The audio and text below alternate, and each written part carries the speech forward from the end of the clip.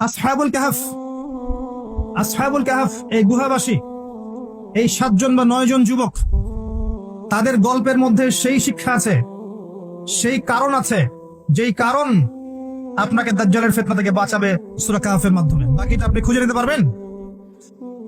সাহস নাই? সহজ করে দিচ্ছি, কারণ আমাদের বক্তব্য অনলাইনে যাচ্ছে, তারাও দেখবে। আসহাবুল কাহাফ এমন একটা সমাজে বাস করতেন, যেই সমাজটা ছিল দাজ্জালের ফিতনার মতোই।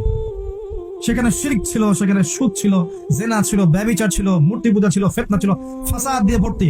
আসহাবুল কাহাফ এমন একটা সমাজের মধ্যে থাকতেন, ঠিক এখনকার বিশ্বের মতো অনেকটা। কথা কি বুঝতে পারছেন? ঠিক এখনকার বিশ্বের মতোই অনেকটা, যেখানে ফাসাদ, এখানে প্রতিটা ক্ষেত্রেই ফাসাদ। শিরিক আছে, হারাম আছে, জুয়া আছে, দুর্নীতি আছে, আপনার মুসলিমদের বিভক্তি আছে, বেদাত আছে, সুদ আছে, ঘুষ আছে, দুর্নীতি আছে, জেনা আছে, ব্যভিচার আছে, কি নাই সব আছে। কি বুঝলেন? আমার উম্মত যতদিন পর্যন্ত মূর্তি পূজা করছে না, ততদিন কিয়ামত হবে না। আর এমন একটা সময় আসবে যখন মসজিদ থাকবে চাকচিক্যময়, হেদায়েত থাকবে না। কোরআন থাকবে বইয়ের মধ্যে, কিতাব আকারে, এর হেদায়েত মানুষের মধ্যে থাকবে না। ইসলামের নামটুকু থাকবে, ইসলামের শিক্ষা থাকবে না। এবং আসমানের নিচে, জমিনের উপরে সবচেয়ে নিকৃষ্ট মানুষ হবে তারা, যারা এক শ্রেণীর আলেম, যারা দুনিয়ার বিনিময়ে দিনকে বিক্রি করে খায়। টাটকা হাদিস তিরমিজির মধ্যে আছে। আসেন ওইদিকে আমরা না যাই। তো আসহাবুল কাহাফের সমাজটা ঠিক কেমন ছিল? একদম জাহিলিয়াতিপূর্ণ, ঠিক দাজ্জালীয় সভ্যতার মতোই, যে দাজ্জাল থেকে আপনি পালাতে যাচ্ছেন। এই বেচারারা কি করলো? এই বেচারারা ছিল ওই সময়কার প্রশাসনের উচ্চ পদস্থ কর্মকর্তার ছেলে। আল্লাহর কি কাজ!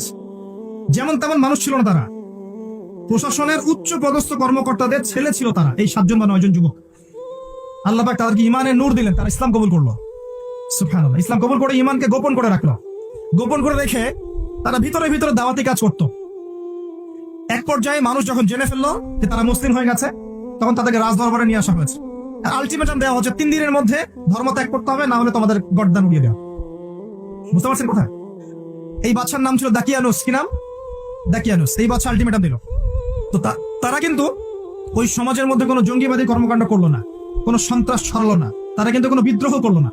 তারা আস্তে করে ওই সমাজ থেকে চলে গেল। ওই সমাজ থেকে চলে গেল, হিজরত করে চলে যাচ্ছে।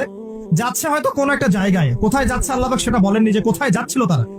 আল্লাহ পাক শুধু বলেছেন যে তারা এখান থেকে, ফিতনা থেকে বের হয়ে, ফিতনাময় পরিবেশ থেকে বের হয়ে, সাথে একটা কুকুর ছিল, কুকুর, এই কুকুরকে নিয়ে তারা চলে যাচ্ছে, বাড়ি ঘর সহায় সম্পত্তি সব ছেড়ে দিয়ে, ইমান নিয়ে কোথাও চলে যাচ্ছে, এই ফিতনাময় পরিবেশ থেকে অনেক দূরে, ডিসকানেক্টেড।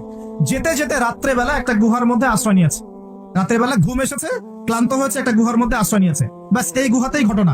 আল্লাহ পাক 309 বছর ঘুম পাড়িয়ে রেখে দিয়েছে। কথা বুঝতে পারছেন?